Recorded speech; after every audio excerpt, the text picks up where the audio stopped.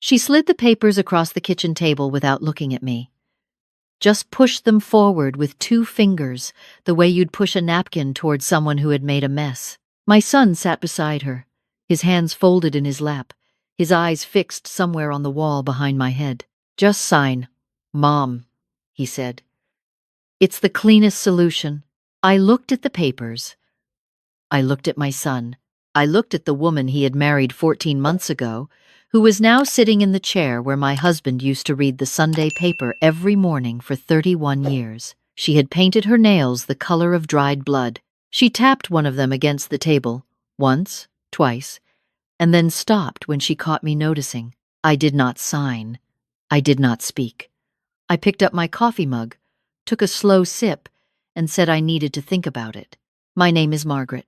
Most people who have known me for more than a week call me Maggie. I am 67 years old. I raised 2 children in the house I still live in. The one my husband Robert and I bought in 1991 when the neighborhood was still a little rough around the edges, and we were still young enough to think that rough edges were charming. We painted every room ourselves. Robert built the back porch with his own hands over the course of 3 summers. He said he wanted to do it right, not fast. That was how he did most things. Robert died 2 years ago this past April. Pancreatic cancer.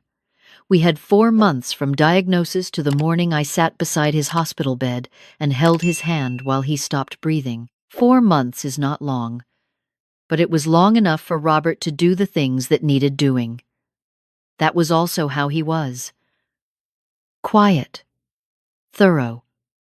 He did not leave loose ends. My son Daniel came home for the funeral. He had been living in Phoenix for 3 years by then, working in commercial real estate, doing well enough that he had opinions about wine and wore shirts that did not need ironing. He flew home, stayed for a week, cried at the graveside, the way men who have not cried in years sometimes cry suddenly and all at once, like something breaking open. I held him. He was my son. Whatever else he became later, he was still my son who used to sleep with a stuffed rabbit named Gerald until he was 9 years old, and I have never forgotten that. He flew back to Phoenix.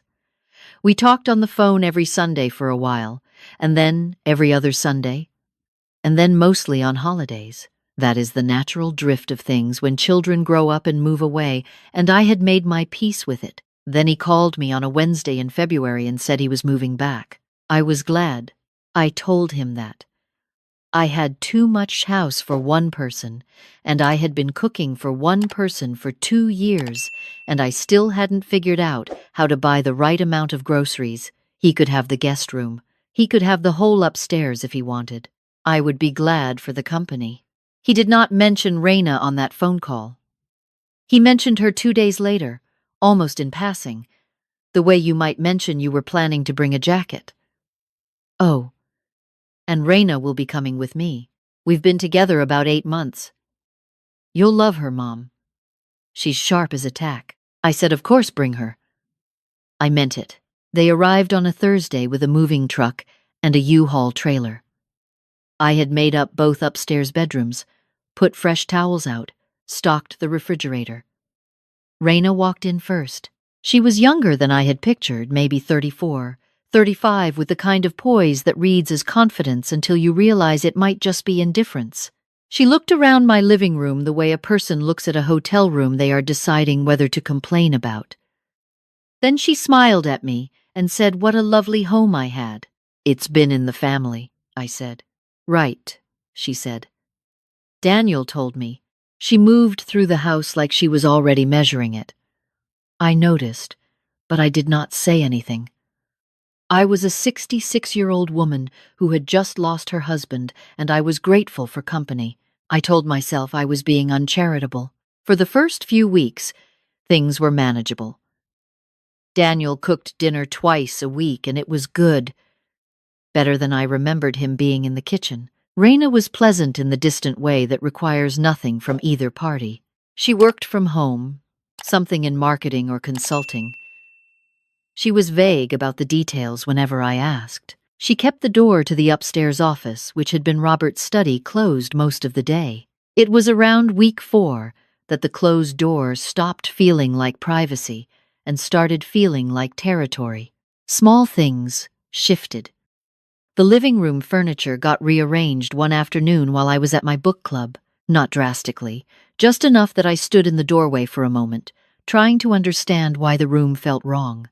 Raina had put a large piece of abstract wall art above the mantel, right where Robert's Navy portrait had hung. The portrait was on the floor behind the couch, face down. I picked it up and hung it back.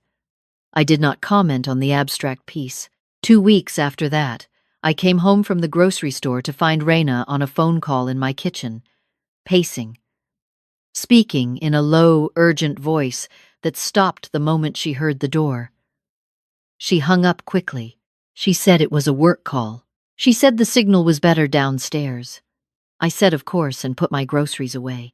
That night I called my friend Carol, who has known me since our children were in the same second-grade class, and who has a talent for saying plainly what I am only half willing to think.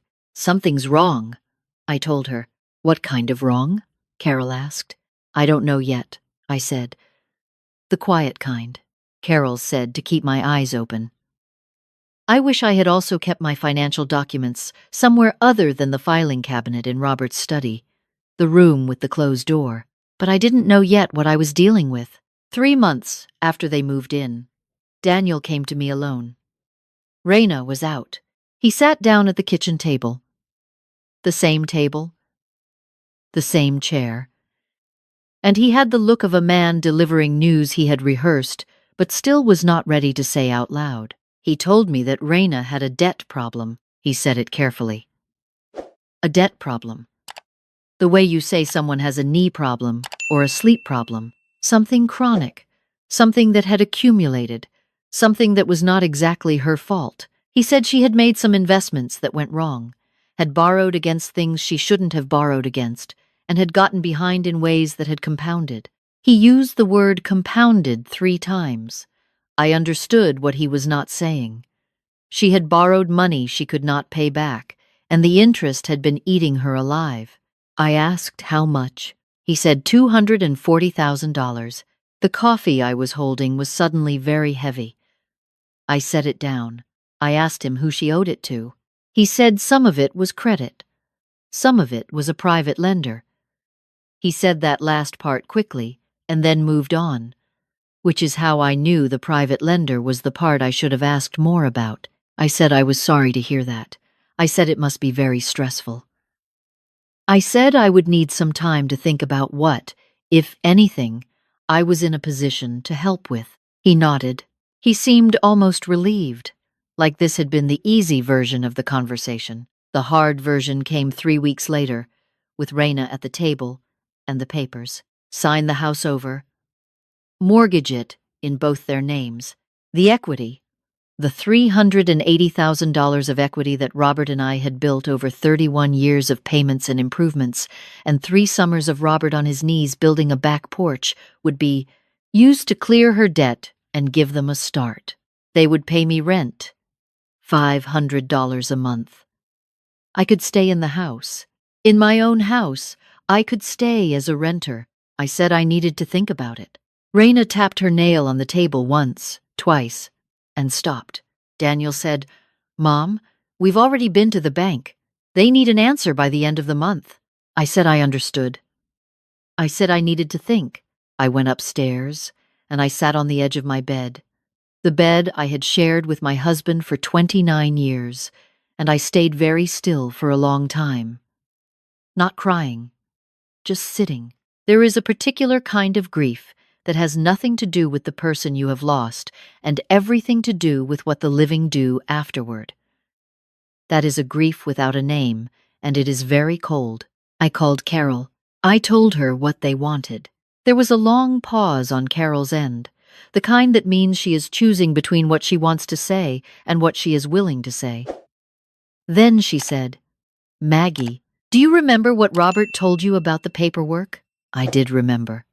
But hearing Carol say it out loud made it land differently. 2 months before Robert died, when he was still well enough to sit at his desk for a few hours a day, he called me in and closed the door and walked me through everything. Every account, every policy, every document.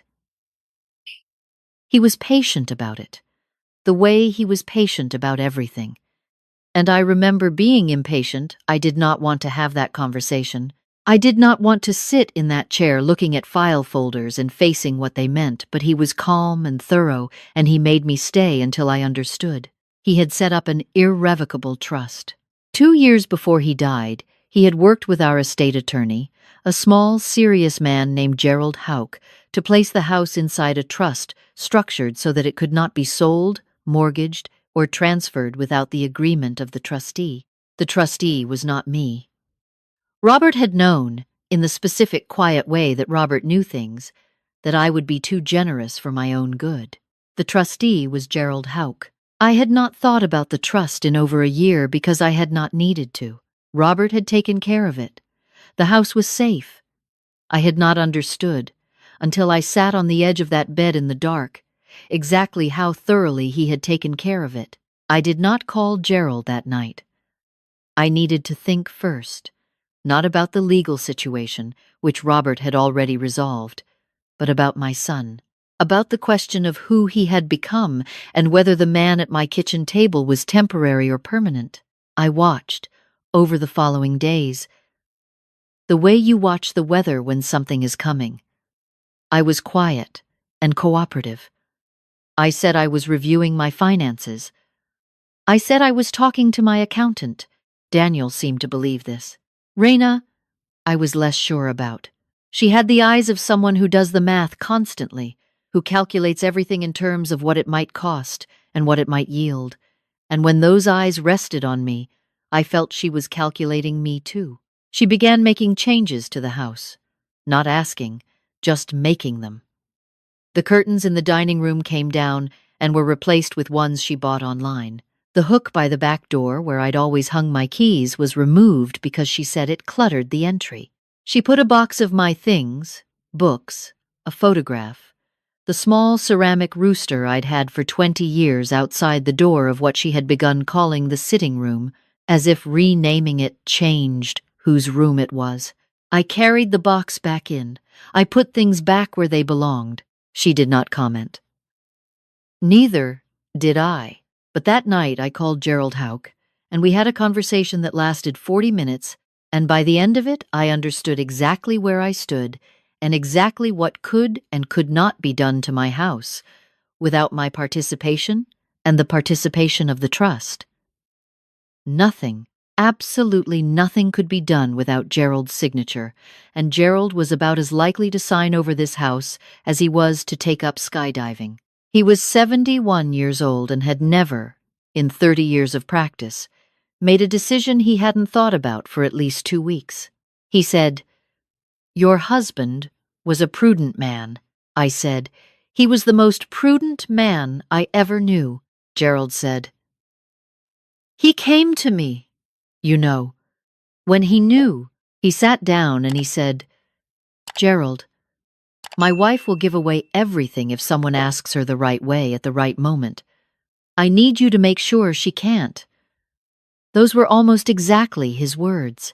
I laughed. It came out strange, like something that was close to crying but took a different turn. "That sounds like him," I said. "The house is yours, Margaret," Gerald said. "It was always going to stay yours." I did not tell Daniel and Raina right away. I want to be honest about why. It was not strategy. Exactly. It was closer to grief. I wanted to understand what my son was before I showed him what I knew. And so I kept watching. The end of the month was approaching. Daniel brought it up twice. The bank needed their answer. He said they had found a mortgage broker who was very optimistic. He said this could work out well for everyone. He said this carefully. The way people say things when they know the person they're saying it to is not entirely convinced. Raina said it more directly. She came and found me in the garden one Saturday morning, stood at the edge of the lawn in her clean shoes, and said, "We're going to need your decision this week, Margaret." She called me Margaret. She had always called me Margaret, not Mom, which was her right. but it had always felt like a small, precise statement of distance. I looked up at her from where I was kneeling by the rose bushes, the ones Robert planted our second spring in the house. I said, "I'll have an answer for you by Thursday." She held my gaze for a moment. Then she nodded and walked back inside. That evening I packed a bag. Not everything, just what I needed for a few weeks. Clothes, my medications, the small framed photograph of Robert and me at our anniversary dinner, the one where we are both laughing at something I can't remember anymore. I called Carol and asked if I could stay with her. Carol said, "I've been keeping the guest room ready for a week. Get in your car." I left on a Tuesday night, after they had gone upstairs. I did not leave a note. I left the kitchen light on, the way I always did, so it would not look deliberate from the outside. I drove to Carol's house. It is 14 minutes away. I had lived in this town for 32 years and I knew every turn without thinking. Carol had made up the room and left tea on the nightstand. She sat with me for a while and we did not talk about it very much. She just sat there. Which is the thing about old friends. Sometimes they understand that your presence is enough to say everything that words can't. Thursday came. I did not go home. I did not call. By Friday afternoon, Daniel had called 6 times. I saw each call come in, and I let each one go. On the 6th call, I picked up. He said, "Mom, where are you? We've been worried." His voice was tighter than worried. It was a specific tone, the one that presents itself as concern, but is actually the sound of a person who has realized a plan is not going according to schedule. I said, "I'm fine, Daniel. I'm staying with Carol for a bit." He said, "You just left? Without telling us?" I said, "I needed some space to think." He said, "Mom, the bank deadline." "I know," I said. "I know about the deadline." There was a pause. He said, "So what's your answer?" I said, "My answer is no." Another pause, longer this time. He said, "Mom, Raina's debt is serious. This is serious." I said, "I understand that," he said.